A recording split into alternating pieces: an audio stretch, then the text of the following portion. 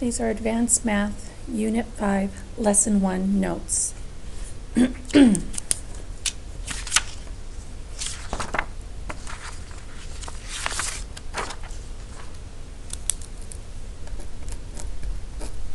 Trig identities.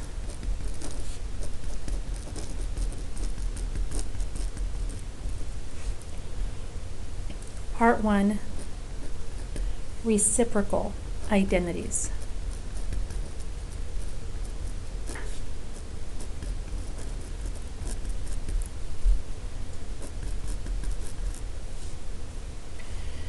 Okay, this first part is review. What do we know about cosecant? Cosecant is the reciprocal of which function? Correct, it's of sine, so cosecant equals 1 over sine x. Cosecant is 1 over sine x because they are reciprocals of each other. Just a quick little side note, the same is true for sine of x. Sine of x equals 1 over cosecant x. All right, moving on. Secant x is the reciprocal of cosine, so it is 1 over cosine x. And the same side note, cosine of x is 1 over secant x. Okay, next one is tan of x.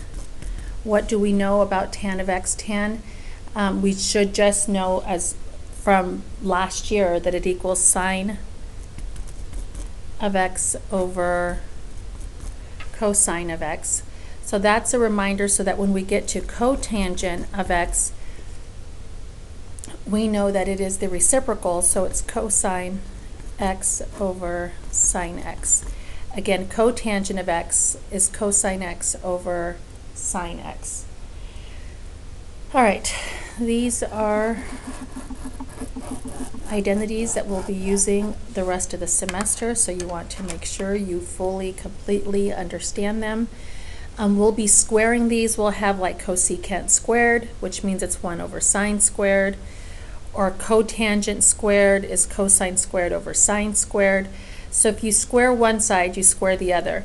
So for example, if you have cotangent squared x, you have cosine squared x over sine squared x. Same thing here. If you have tangent squared x, it's sine squared x over cosine squared x. Okay, part 2, Pythagorean identities.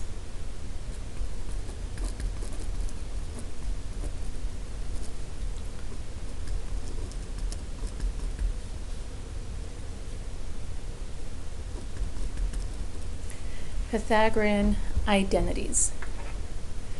Okay. Before I list the identities for you, we're going to quickly go over a unit circle. When you have your unit circle and we draw our right triangle in here like so, a unit circle means the hypotenuse or the radius is always 1. The radius of a unit circle is always 1. That's why it's called a unit circle. This is the x value, this is the y value, how far over on the x-axis you go, how far up on the y-axis you go to get to this ordered pair. And we know from Pythagorean's theorem, which is a squared plus b squared equals c squared, that in this case it would be x squared plus y squared equals 1 squared. X squared plus y squared equals 1 squared. Now, knowing what we know about the unit circle, this, when we do our x comma y, it's the same. X is in the place of the cosine, and y is in the place of the sine. So x is cosine, y is sine. So we can call this cosine squared x plus sine squared x equals 1. And that right there is our first identity. I'm going to rewrite it, but I just want to let you know that right there is our first Pythagorean identity. Cosine squared plus sine squared equals 1. And I used x here. Sometimes they'll use theta or alpha or beta. different ones, so just know it can be any different number of variables there. All right, so we're just going to quickly write them all out. It is sine squared x plus cosine squared x equals 1. That is the first one.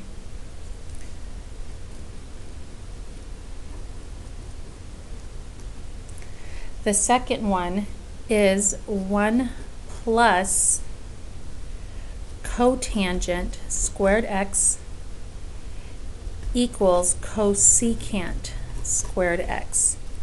Now for today in this set of video notes, I'm just going to give you them. There's 3 of them. I'm going to write them all out for you. And in class, we'll go over the how. Like we talked about how this one came about from Pythagorean's theorem. I'll show you how this one comes about from the previous one and the last one, which is tangent squared x plus 1 equals secant squared x. How this one comes about from the first one. Okay, so for today we're just writing them down. We're going to do some examples, and then in class we'll talk about how these two come about. You will need to have all these 3 memorized. How they come about, like Pythagorean's theorem and how to prove them, you don't need to know that, but it's good to understand it. But this is what you need to have memorized. All right, before we get into examples, I want to quickly talk about some rewrites, different ways you're going to see this. That these are the 3 solid ones you need to have memorized. These that I'm about to write down here, your brain should eventually register those and recognize them as rewrites of the original 3. For example, the first one, sine squared x plus cosine squared x equals 1. Recognize it when you see it as sine squared x equals 1 minus cosine squared x. These are the same thing, because all that was done here was this cosine squared was subtracted over to the other side.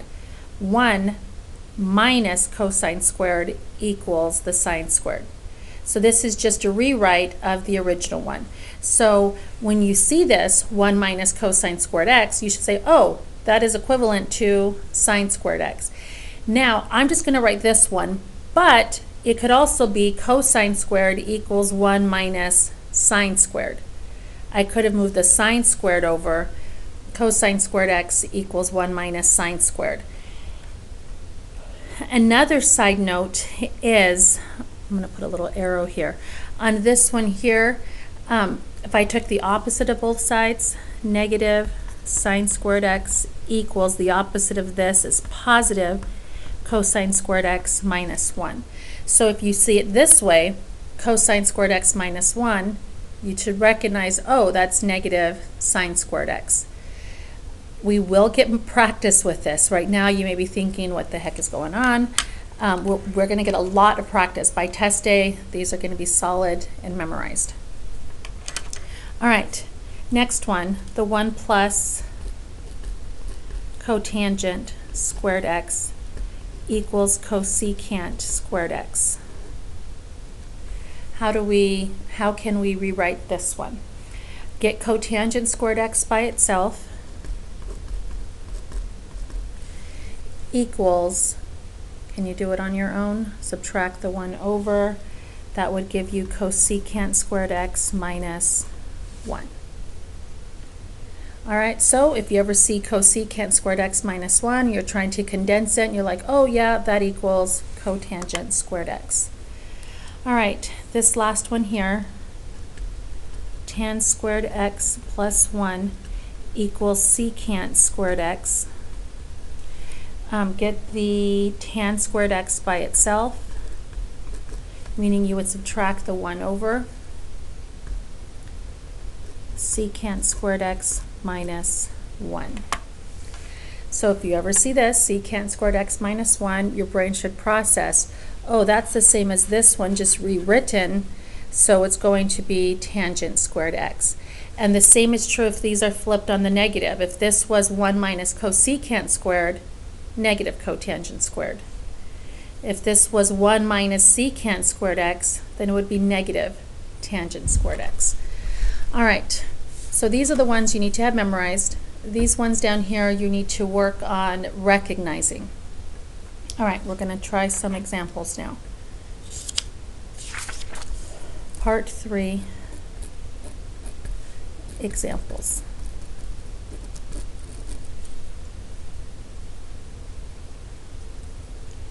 Okay, we are going to simplify. Number 1, it's a pretty easy one, 1 over cosecant x. Go to part 1 of your notes, look at your reciprocal identities. What does 1 over cosecant x equal? And you should recognize that it is sine x. This one right here, sine x is 1 over cosecant x. I'll go ahead and write this one in since we're here. Cosine x equals 1 over secant x. Okay, so that's it on number 1. You're done. Sine x is your answer. Number 2. Cosine x times secant x.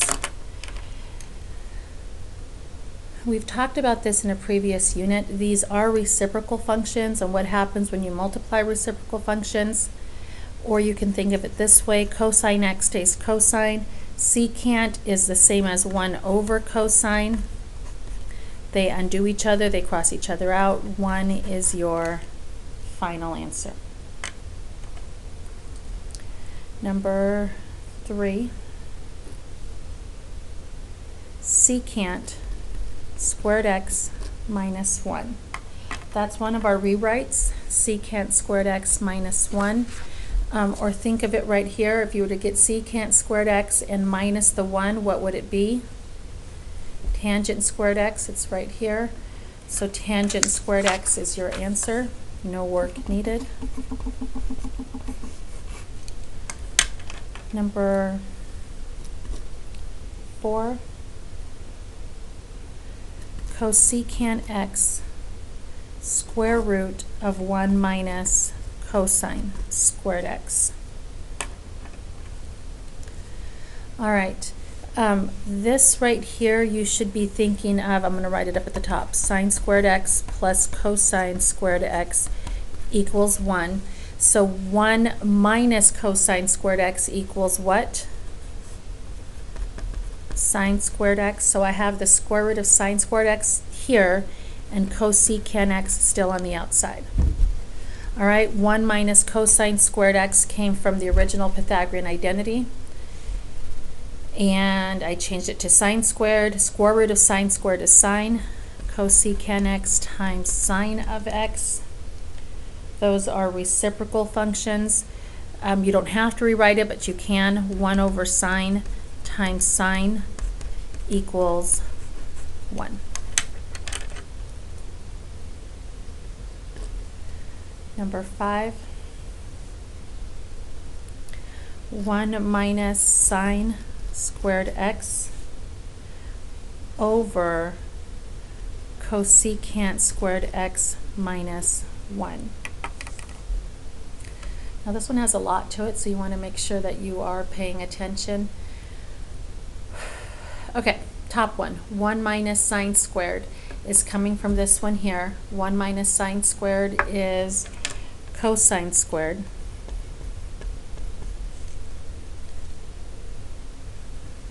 Over cosecant squared x minus 1. I'm going to write one of the other identities up here. 1 plus cotangent squared x equals cosecant squared x. So cosecant squared x minus 1 is cotangent squared x. Do you see that?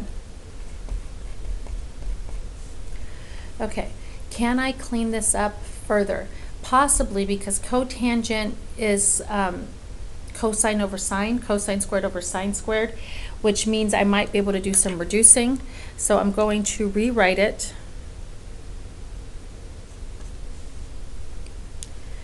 as cosine squared x divided by, we just said that cotangent is cosine squared x over sine squared x. Do you see that? This piece down here in the denominator, cotangent squared x, became this piece here. Cosine squared x just stayed the same. So we're going to multiply by the reciprocal, cosine squared x times the reciprocal of the denominator is sine squared x over cosine squared x. And sure enough, the cosines reduce, the cosine squareds reduce, and you are left with sine squared x as your final answer.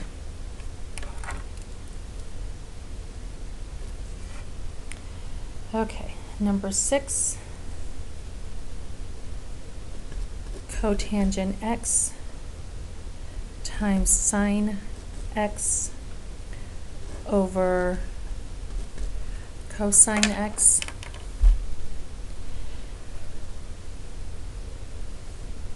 Okay, there's different ways of approaching this.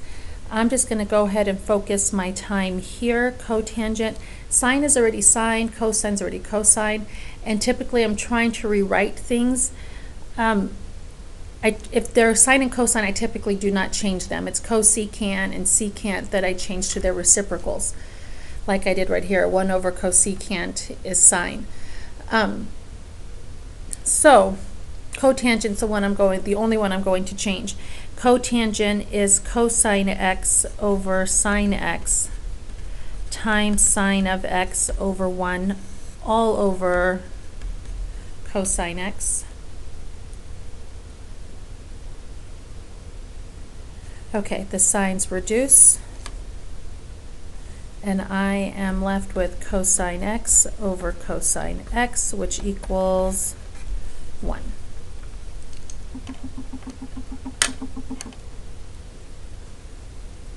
Okay, number 7,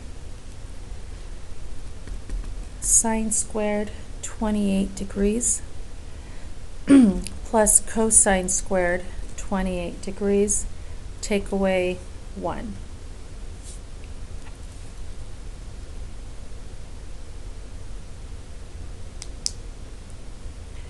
Okay, it does not matter what these two numbers are. As long as they are the same, they can both be x and x, they can both be y and y, they can both be theta and theta, they can both be 28 and 28. As long as these two numbers right here are the same, we can still use this Pythagorean identity. Sine squared x plus cosine squared x equals 1. It's going to work all day long, every day, as long as they are both the same. Like if this was x and this was y, it wouldn't work. But if they are both x's, it's always going to equal the 1. So in this case, x is 28, and I can still rewrite this as sine squared x plus cosine squared x. I'm going to cover that minus 1. All right, so recognize that this piece right here, not that guy, that piece right there is still 1. Sine squared 28 plus cosine squared 28 equals 1. And then I have the minus 1 at the end, and 1 minus 1 is 0.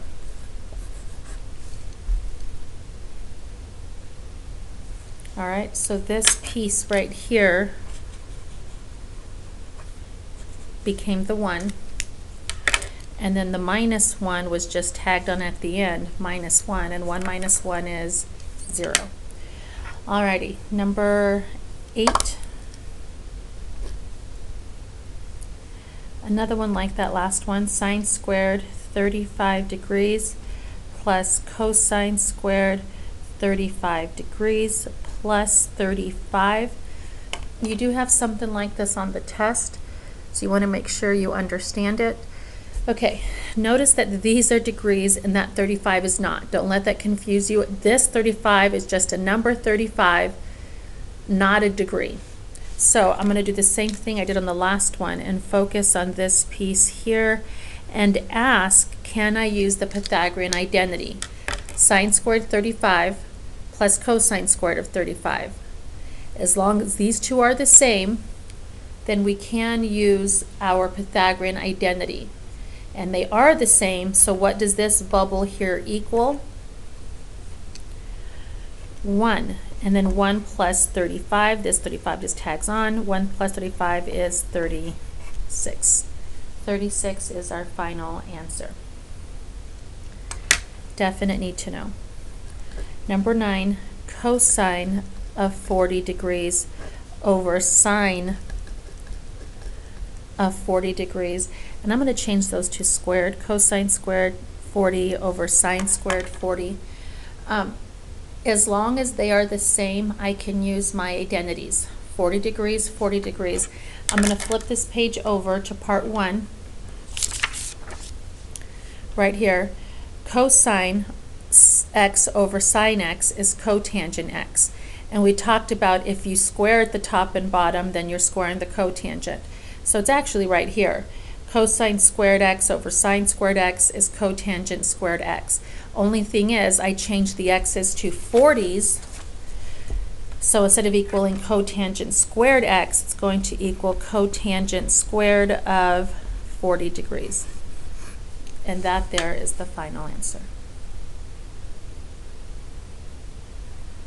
Okay, so remember, you get your questions ready to get cleared up in the next class. And I'm going to show you guys how to get these two from this original one, and we'll do a few examples together. And that is it for this lesson.